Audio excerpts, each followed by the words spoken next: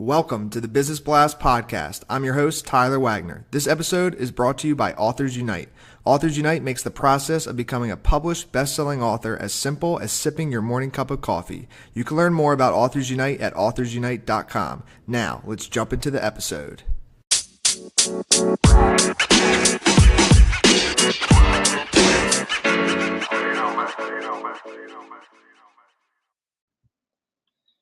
All right, everyone. Welcome back to another episode of the Business Blast podcast. I'm your host, Tyler Wagner. Today I have Steve Perkins with us. He is the founder and CEO of Greenhouse Culture, where he helps people clarify and live their sweet spot. So welcome to the show, man. Cool. Hey, yeah, thanks for having me, Tyler. Of course, man. Grateful to have you here. Culture's been a big topic lately in my life, so I'm really excited to dive into this with you. The first question I have for you is, what is the best story from your life that has an underlying valuable message? Yeah, I love that question. Something that happened for me was it kind of took years to realize I was an entrepreneur. Growing up, I was in a suburban neighborhood, and if you can picture, it's kind of like the street was a bit of a downhill, and at the bottom of the hill there was this big, almost football field sized ditch. It was surrounded by a fence. It was basically this drainage ditch for, I don't know, flooding or if there's too much rain. This big kind of overgrown, 20-foot deep ditch surrounded by a fence. And as kids, we're like riding our bikes past it all the time, and no one even notices this thing, right? It's just a useless piece of land. And I always looked at this thing and thought, man, that would be a killer snowboard half pipe. So, me and some of my friends were into snowboarding, and all I could think about, this is in Michigan, by the way, so this is a realistic option. But I'm looking at this thing for, I don't even know how long, at least months, going, man, that would be a killer half pipe. And watching X Games, and the idea is getting more and more.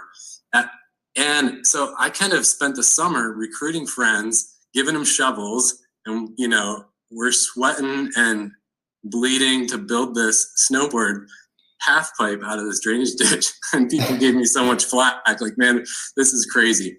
And I'm like, just hang with me. I had the vision for it. And sure enough, winter comes around, we get a snow day, it dumps 2 feet of snow overnight, and everyone who was making fun of me wants to show up and use the half pipe. So I'm looking at this like a business opportunity, whatever it was, 7th grade. And so I'm trying to charge people to come into this property. It's not even mine to ride the half pipe. But, the point there is you asked a story with a valuable message. I look back on that now all the time, and I think, maybe it's a little cheesy, but I saw the potential in that kind of useless piece of land. And I just, now in what I do with my business and my career, I just see that so often that people have so much potential to be something really great and really awesome and really impactful, but they don't see it in themselves and they don't believe it in themselves. And so I just like to encourage people that, you have potential to be and do really big things, and it's inside you. So you just got to kind of do the work to draw it out and build it out. I agree, man. Thank you for sharing that. That's an awesome story.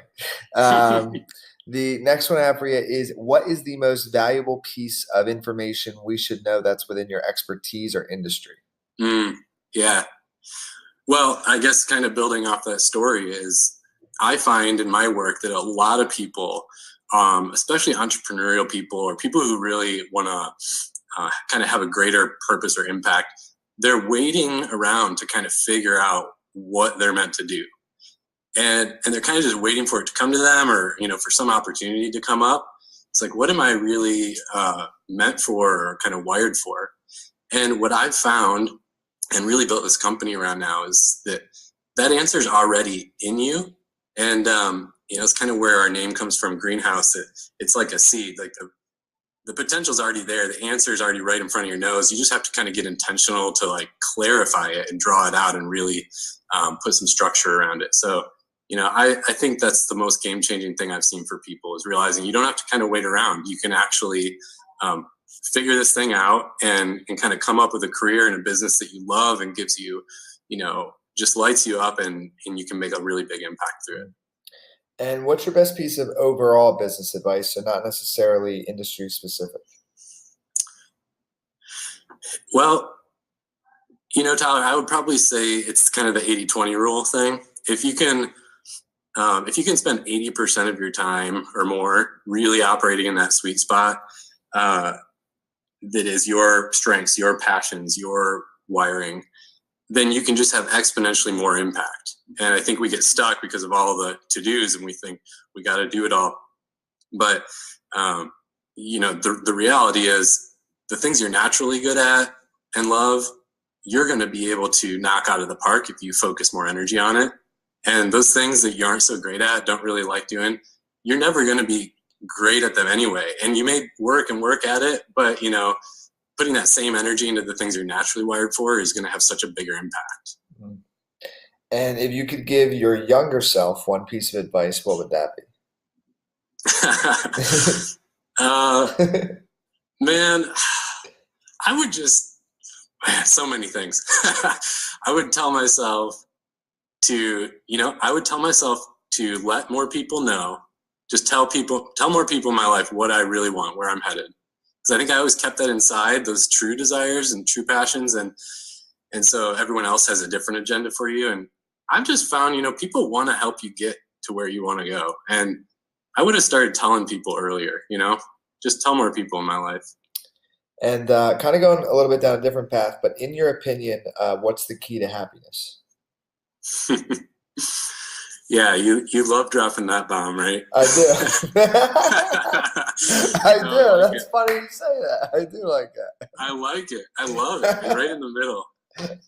Well, okay, so that's not an easy question. I'm not going to pretend it's easy, but I think if you kind of can work towards living in a story that's much bigger than just yourself, then that brings a lot of happiness. And not like I do this all the time. I struggle with this, and that's maybe what I'm saying is when I'm just focused on myself, kind of your world shrinks. But living and working in a story much bigger. I heard a quote this morning from a business friend who said, I don't know where it came from, but we're made for impact and intimacy. And I thought, man, that's so cool, because if you're kind of focusing on what you're doing and who you're becoming, that the relationships and the impact you're making, that seems like a great formula to live by. It does. I like that, man. That's why I asked the question. That's good. Impact and intimacy, double I. Okay. Yeah, well, you're the one collecting all the wisdom now. I got to start asking that question too. Yeah. Dude, awesome answer. The next one I have for you is, what is the best book that you've read, and what was the number one thing you learned from that? Oh, okay. So this rotates for me every month. I've always got my top 5 list going for clients, but lately it's been Essentialism, and I've circled back to it. It's by Greg McKeown, and it's all about, I think his tagline is "Do less but better."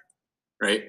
If you can do the one most important thing and really focus a lot of energy on that, then it's going to have exponentially greater results. And so I actually tried this out. The first time I read the book, I experimented with it. I had the most positive momentum and feedback in my career I've ever had when I did that.